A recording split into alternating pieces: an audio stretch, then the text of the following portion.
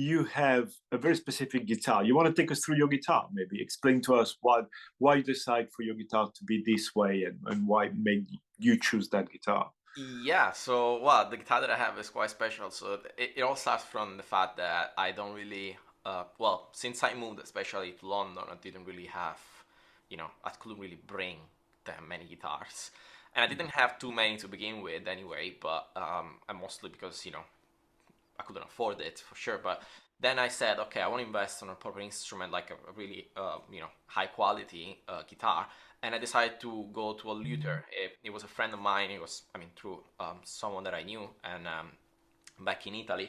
And I had it made. I think it was back in 2014, 2015, and it looks like, well, like this. That's a little bit of there's the sun today, so but it used to be a bit more blue.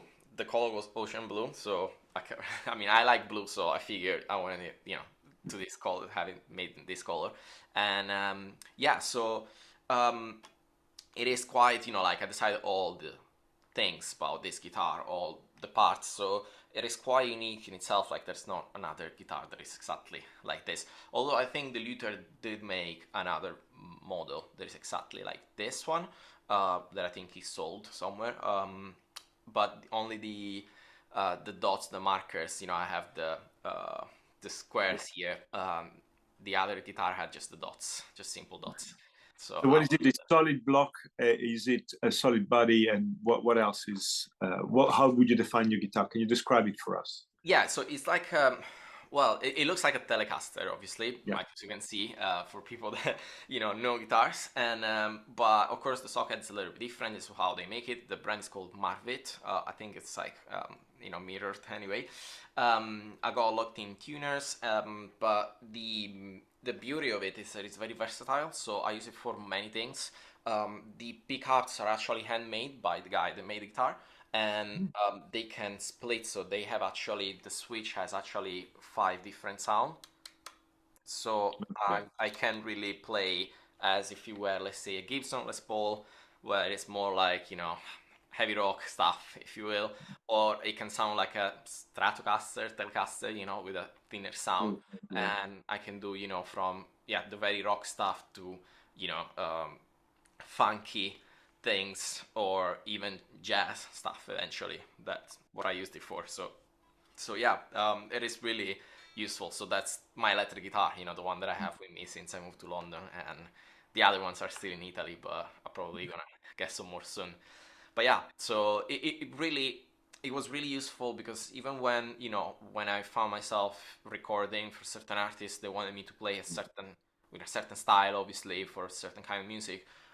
They were like, "Oh, can you play like a Stratocaster?" So okay, just change the switch, and you know, soon enough, there you go. So and I really like the sound, and obviously I got a bunch of effects, and the usual, geeking into lots of like hardware and amplifiers and all sorts of. And you plug directly into the amp, so you plug through pedal. I would imagine you have a pedal board and you have a. Right now, yes, I have a pedal board. It's kind of an old one, but yeah, it's quite clear. I like this pedal board. It's got a nice reverb. I got now a whole reverb. It's not too strong, but I don't know how much you can hear through Zoom, but I really like the sound, and I use it for live also.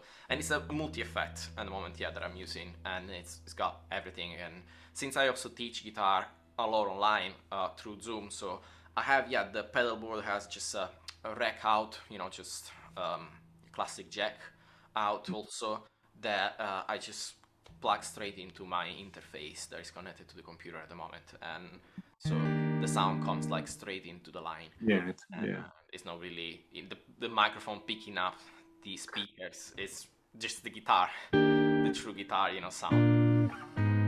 So yeah. Lovely. Lovely. And you mentioned that you're doing some teaching. I think it's important because you are very active actually in the teaching community, are you? Yeah, yeah. That's You was want to my. tell us how people can join you if they want to be taught by you, or if they want to link with you? for Yeah, lessons? I mean, I work with a company. It's called Your Guitar Academy.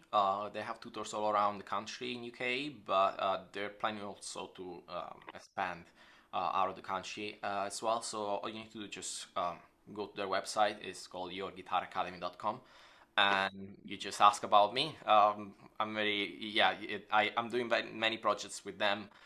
They have now a new subscription service where I'll also teach through there.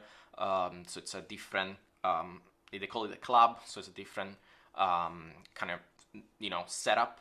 Otherwise, just single lessons, one-to-one with me, online or face-to-face if we live close by.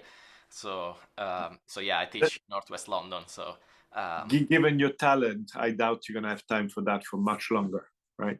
I think but that's yeah, going to be I mean, you're going to be too busy doing your own in a music. sense, yeah, one can only wish in a sense that I enjoy teaching very much. I don't teach just guitar; I teach also music production, especially with the use of Ableton. So again, to teach how I use, for example, my gear, how I do this setup. So if people are interested, I also teach through there.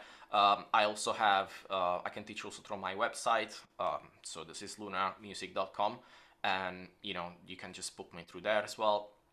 And yeah, we can talk about Ableton Logic, Pro Tools, and things. No, we're not sponsored, so we don't talk things. But anyway, the yeah, I love teaching. I still like teaching, but I do enjoy performing more. That's for sure. So Well, yeah. it's Is it an effect of lockdown, the teaching, or is it something you were doing regardless? I was doing before lockdown. Actually, before lockdown, I was teaching only face to face. But then, it occurred to us, obviously, that because we couldn't meet face to face anymore during COVID, we started doing online, and they actually opened the door to teaching people that are not necessarily living in UK. So I teach a lot of people that are abroad. Actually, just last night, I did this girl that lives in San Diego in California. Nice. Funny because you need to then figure out the time zone, and what time you're supposed to meet, and they're like some like 13 hours before London, so we can only meet in certain times because it's not really possible otherwise. And But yeah, it's still interesting. People from different backgrounds. no, I think it's any form of interaction, and you never know what you're going to find in terms of interaction. So I think it's always good. I know that for us, lockdown was important in the sense that everybody got used to platforms instead of just face to face, and that was important. But I think now we are consuming our screen time differently. And for me, what is important, as I said earlier on, is to see that, and I'm very pleased of that you are coming up with a multimedial form of expression, you know. And that is good. That is very good. Not just because you're creating content, but also because the engagement model is different. The engagement model, and for me, that is very important. I don't think the model of big stadium concerts and live venues, it's a great thing. It's a great feedback from a feeling point of view when you are there with your audience. But it's also a limitation in the sense that if you have a digital platform where you can express your feelings, then it works a lot better. So I think we're moving to a fascinating part of the industry, and I'm delighted to see that people of your age group and with your energy are experimenting. It's always scary when people don't experiment. Now, admittedly, some experiments don't go well. We all know that, Yeah, and but everything I heard from you certainly goes well, so it's okay. thank you. And the feedback is very positive, so so that's very good. So, what is your next step? What do you think you're going from here? Well, I'm planning to have, of course, more live sets. I'm still working more on my craft. I'm getting into also more like, let's say, classic DJing, but again with a twist, so where I can still add some things, because I do also work with other function gigs that we do, or just it's background Hmm. music, for venues where they have the DJ sometimes with a singer or with a violinist or percussionist that play together, with the DJ. So this kind of setup is it's something that I also do a lot. So I'm doing things of that sort as well. But yeah, trying to I would like to also perform more in things like galleries, because I think it's also nice. again, you're expanding in different markets because, of course, galleries are, frequented by people that go to see Yeah. visual arts as well as still like hearing. There's often, events where there's people playing, but I would like it to be like one, again, one thing where there's no barrier, let's say, between the two kind of arts. And yeah, so I'm trying to get to play more of this and perhaps even create some sort of installation. I was always interested in creating one of these, art installation that are like set there, so where I don't have to physically be there. Like you can just, Yeah. let's say, compose, but you can create also things that you can kind of like map and code eventually. Certain instruments or sounds that can act in certain ways. Connected to visuals or So, physical. do you have any dates in the calendar where people could come and see you, maybe, or installations where they go and listen to you, or? Not at the moment, but I'm planning to have some during March. I'm playing with other musicians, other artists, other singers, soon at the end of this month and beginning of the next one. So, yeah, I'm doing that. But yeah, for the moment, just mostly, just still perfection in my craft a little bit more, and then yeah, just bring artists forward. Okay, brilliant. Listen, any words of wisdom that you want to share? Well, what I would say is don't always look at the other uh, artists and see how well they're doing and be. That's the main thing. Don't be.